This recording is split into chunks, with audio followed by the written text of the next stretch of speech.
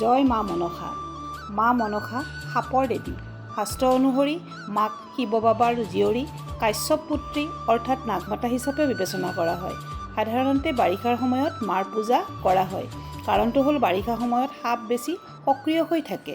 এয়া মই মন্দিৰৰ গৰাকী বাইদেউৰ লগত মা মনসাৰ প্ৰাৰ্থনাত গাইছিলোঁ আৰু তাৰপিছতে মই বাইদেউগৰাকীক এই মন্দিৰৰ জন্ম বৃত্তান্ত সুধিছিলোঁ। কেনেকৈনো তেওঁ মন্দিৰটো স্থাপন কৰিছিল তাকেই সুধিছিলোঁ আৰু তেখেতে অকণমান এই মন্দিৰৰ বিষয়ে কৈ গৈছিলে। শুনকচোন আপোনালোকে। আপুনি এই মন্দিৰটো ধৰক কিয় স্থাপন কৰিছিলে? কিবা ধৰক মনৰ আশাত নে বা কিবা আপোনাৰ সপোন দেখিছিলে? মা মনসা ইমান শক্তিশালী দেৱী তেওঁ, গতিকে তেওঁৰ মানে এই মন্দিৰ ভাগ আপুনি কেনেধৰণে স্থাপন হৈছে অকণমান চমুকৈ কৈ দিয়ক। ইয়াতে তাৰমানে বহুতে ৰাইজক অসুবিধা দিছিলে।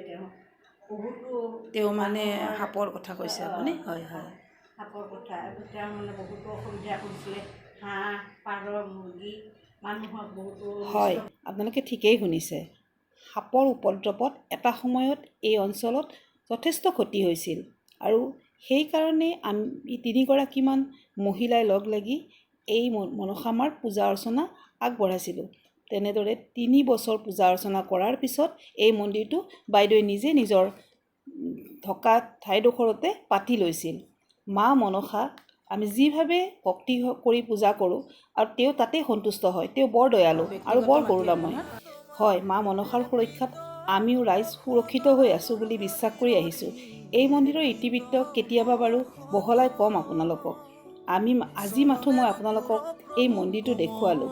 এই মন্দিৰটো আমাৰ ইয়াৰ অঞ্চলৰ প্ৰত্যেক ঘৰ মানুহে গৈ পূজা অৰ্চনা আগবঢ়ায়।